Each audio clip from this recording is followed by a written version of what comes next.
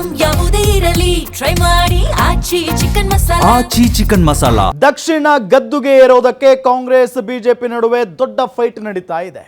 ಸಮರ್ಥ Shamanur versus Srinivasa ದಾಸ ಕರಿಯಪ್ಪ ನಡುವೆ ಎರಡು ಪಕ್ಷಗಳ ಅಭ್ಯರ್ಥಿಗಳ ಬಗ್ಗೆ ಮತದಾರರು ಏನಂತಾರೆ?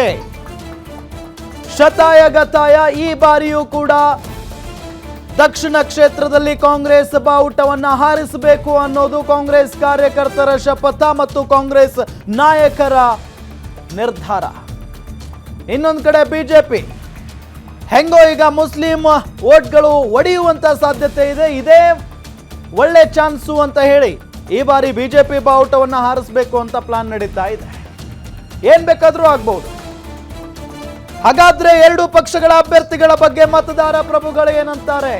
ಕಾಂಗ್ರೆಸ್ ಬಿಜೆಪಿ ಅಭ್ಯರ್ಥಿಗಳ ಪೈಕಿ ಯಾರಿಗೆ ದಕ್ಷಿಣ ಗದ್ದುಗೆ ಸಿಗುತ್ತೆ? ದಾವಣಗೆರೆಯಲ್ಲಿ ಗ್ಯಾರಂಟಿ ನ್ಯೂಸ್ ಗ್ರೌಂಡ್ ರಿಪೋರ್ಟ್ ಮಾಡ್ತಾ ಇದೆ. ದಕ್ಷಿಣ ಕ್ಷೇತ್ರದ ಬಸಾಪುರದಲ್ಲಿ ಗ್ಯಾರಂಟಿ ನ್ಯೂಸ್ ಅಂದ್ರೆ ಜನಾಭಿಪ್ರಾಯವನ್ನ ಸಂಗ್ರಹಿಸುವಂತ ಕೆಲಸವನ್ನ ಮಾಡ್ತಾ ಇದೆ. ದಾವಣಗೆರೆ ದಕ್ಷಿಣದಲ್ಲಿ ಗ್ಯಾರಂಟಿ ನ್ಯೂಸ್ನ ಪ್ರಧಾನ ಸಂಪಾದಕರಾದ ರಾಧಾ ಹಿರೇಗೌಡರ್ ಗ್ರೌಂಡ್ ರಿಪೋರ್ಟ್ ಮಾಡ್ತಾ ಇದ್ದಾರೆ. ದಾವಣಗೆರೆ ದಕ್ಷಿಣ ಅಖಾಡದ ಬಿಗ್ ಅಪ್ಡೇಟ್ಸ್ ಜೊತೆಗೆ ಆ ಬಿಗ್ ಫೈಟ್ ನ ಪಿನ್ ಟು ಪಿನ್ ಮಾಹಿತಿ ನಿಮ್ಮ ಮುಂದೆ. ಸರ್ ಏನಾಗ್ಬೋದು ಸರ್? ಇದು ಬಸಾಪುರ ಏನ್ರಿ? ಇದು ಒಟ್ಟು ಎಷ್ಟು ಜಿಲ್ಲಾ ಪಂಚಾಯತ್ ಬರ್ತಾವ್ರಿ ದಾವಣಗೆರೆ ದಕ್ಷಿಣಕ್ಕೆ? ಇದು ಮುನ್ಸಿಪಾಲಿಟಿ ಮಹಾನಗರ ಪಾಲಿಕೆ. ಸರಿ ಏನಾಗ್ಬೋದು ಸರ್ ಈ ಸರಿ ಎಲೆಕ್ಷನ್? ಮೇಡಮ್ ಹೇಳಕ್ ಯಾರು ಗೆಲ್ತಾರ, ಎರಡು ಕಡೆನೂ ಫೈಟ್ ಐತಿ. ಫೈಟ್ ಆಯ್ತಾ? 50-50 ಹೇಳ್ಬೋದು ನಾವು. ಯಾರು ಗೆಲ್ತಾರ ಗೊತ್ತಿಲ್ಲ. ಓಟ್ ಅಭ್ಯರ್ಥಿ ನೋಡಾಕ್ತಾರ, ಪಕ್ಷ ನೋಡಾಕ್ತಾರ ಗೊತ್ತಿಲ್ಲ. ಯಾರು ಗೆಲ್ಲ ಚಾನ್ಸ್ ಇದೆ ಗೊತ್ತಿಲ್ಲ.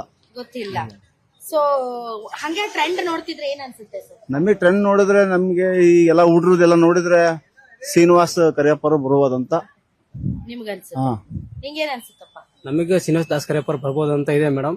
ಏನೋ ಈಗಿನ ಪ್ರಚಾರ ನೋಡಿದ್ರೆ ಆದ್ರೂ ಆ ಕಡೆ ಈ ಕಡೆ ಎರಡು ಸೈಡ್ ಉಲ್ಟಾ ಪಲ್ಟಿ ಇದೆ. ನೋಡ್ಬೇಕು, ಯಾರೋ ಒಂದಿದು ದಾರಿ ಬರ್ಬೇಕು ಮೇಡಮ್. ತಮ್ಗೇನ್ ಅನ್ಸುತ್ತೆ ಸಾಹೇಬ್ರ? ತಮ್ಗೇನ್ ಅನ್ಸುತ್ತೆ ಈ ಸರಿ? ಸಮರ್ಥ ಗೆಲ್ತಾನ ಅನ್ಸದ್ರಿ. ಸಮರ್ಥ ಸಮರ್ಥ ಗೆಲ್ತಾನ. ಸಮರ್ಥ ಗೆಲ್ತಾರೆ ಸರ್.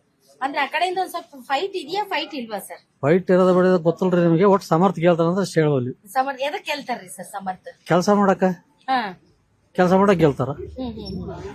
ಸೊ ನೀವು ಸಮರ್ಥ ಅವ್ರ ನೋಡಿ ಓಟ್ ಹಾಕ್ತಿರೋ ಅಥವಾ ಎಸ್ ಎಸ್ ಮಲ್ಲಿಕಾರ್ಜುನ ಅವ್ರ ನೋಡಿ ಓಟ್ ಹಾಕ್ತಿರೋ? ಅಷ್ಟು ನೋಡಿ ಆಗ್ತಾವ.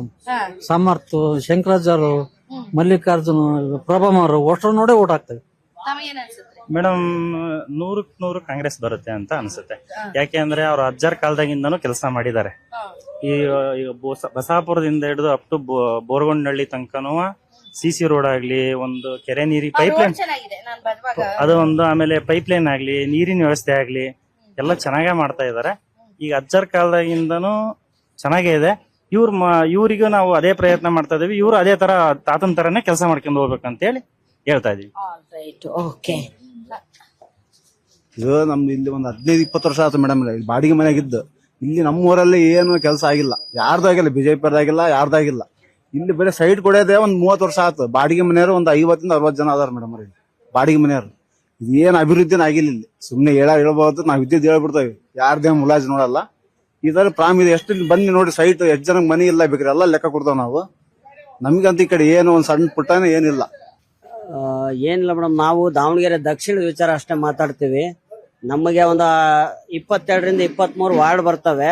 ಅದ್ರಾಗ ಎಕ್ಸ್ಪೆಷಲಿ ದಾವಣಗೆರೆ ದಕ್ಷಿಣ ಅನ್ನೋದು ಸ್ಲಮ್ಗಿಂತ ದೊಡ್ಡ ಸ್ಲಮ್ ಆಗ್ಬಿಟ್ಟಿದೆ.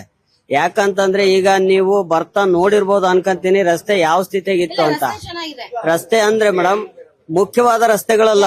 ಈಗ ಮೇಡಮ್ ಈಗ ಹೊಲಕ್ ಹೋಗಕ್ ಸಿಸಿ ರಸ್ತೆ ಇದ್ರೆ ಓಣೆಗ್ ಒಂದ್ ಸ್ವಲ್ಪ ನೋಡ್ರಿ, ಕೆಲವು ಓಣೆಗೊಳಗ್ ಸಿಸಿ ರಸ್ತೆನೇ ಇಲ್ಲ ಪರಿಸ್ಥಿತಿ ಐತಿ. ಇಲ್ಲಿ ವಾಸ್ತವ ಏನಂದ್ರೆ ಹಂದಿಗಳು ಗೂಡಾಗೈತೆ. ನಮ್ಮ ಕ್ಯಾಂಪು ಊರೊಳಗೇನೋ ಸರಿ ಇದೆ, ಬಟ್ ಈ ಕಡೆ ಹಂದಿಗಳು ಗೂಡಾಗೈತೆ. 30 ವರ್ಷದಿಂದ ಇವತ್ತು ಇಲ್ಲಿವರೆಗೆ ಏನ್ ಮಾಡಿದ್ರು ಅಂದ್ರೆ ರಾಜಕಾರಣ ಮಾಡ್ಬೇಕು ಅಂತೇಳಿ ಅಜ್ಜರಪ್ಪ ಇವತ್ತು ಹೋಗ್ತಾರ, ನಾಳೆ ಹೋಗ್ತಾರ, ಓಟ್ ಹಾಕ್ರಿ, ಗೆಲ್ಲಿಸ್ರಿ ಅಂದ್ರು. ಏನೋ ದೇವ್ರದ ಎಲ್ಲರೂ ಹಾಕಿದ್ರು ಅವ್ರ ಮೇಲೆ ಅಭಿಮಾನದಿಂದ. ಈಗ ಏನ್ ಮಾಡಿದ್ರು ಅಂತಂದ್ರೆ ಸಮರ್ಥ ಅವ್ರನ್ನ ತಂದಿದ್ದಾರೆ. ನಾವು ಕುಟುಂಬಕ್ಕೆ ಹೇಳಿಲ್ಲ.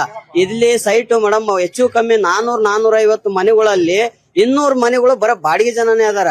ಅವ್ರನ್ನ ಸೈಟ್ ತೋರಿಸಿ ನಾವು ಮಾಡ್ಕೊಡ್ತೀವಿ ಅಂತ ಹೇಳಿ 3 ಎಲೆಕ್ಷನ್ ಮಾಡಿದಾರೆ. 3 MLA, 2 MLA, 2 MP ಎಲೆಕ್ಷನ್ ಎಲ್ಲ ಮಾಡಿದ್ದಾರೆ.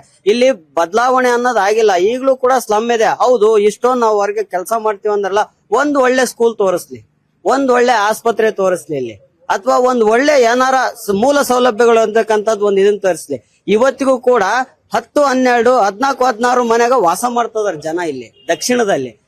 ಅವು ಉತ್ತರದ ಸ್ಮಾರ್ಟ್ ಸಿಟಿ ಅಂತೇಳಿ 900,000 ಕೋಟಿ ಹಾಕಿದ್ರು, ದಕ್ಷಿಣಕ್ಕೆ ₹1 ಹಾಕ್ಲಿಲ್ಲ. ಉತ್ತರದಾಗ ಎಲ್ಲ ಡೆವಲಪ್ ಮಾಡ್ಕೊಂಡ್ರು. ಹಾಗಾದ್ರೆ ಇಲ್ಲೇ ಜನ ಆರ್ಟಿಕಲ್ 21 ಏನಿರುತ್ತೆ, ಲಿವ್ ವಿತ್ ಲಿಬರ್ಟಿ ಅಂತೇಳಿ. ಆದ್ರೆ ಇಲ್ಲಿ ವಾಸ್ತವವಾಗಿ ಆ ಲಿಬರ್ಟಿ ಅವನು ವಾಸ್ತವವಾಗಿ ಅವ್ರ ಮೂಲಭೂತವಾಗಿ ಜೀವನ ಮಾಡಕ ಒಂದು ಇಲ್ಲ. ಇಲ್ಲಿ ಮಿಲ್ಗಳದಾವ ಮೇಡಮ್, ಇಲ್ಲಿ ಇದು ಯಾವ್ದೋ ನಮ್ಮ ಮಂಡಕ್ಕಿ ಬಟ್ಟಿಗಳದಾವಲ್ಲ, ಅದರಿಂದ ಈಗಲೂ ಧೂಳಿನ ಕಣಗಳು ಏರು ಗಾಳಿ ಒಳಗೆ ಸೇರ್ಕೊಂಡು ಇವತ್ತೆಷ್ಟೋ ಜನಗಳು ಕಣ್ಣುಗಳು ಹೋಗಿದಾವ. ಮನೆ ಮುಂದೆ ಕುತ್ಕೊಳಕ್ ಆಗಲ್ಲ.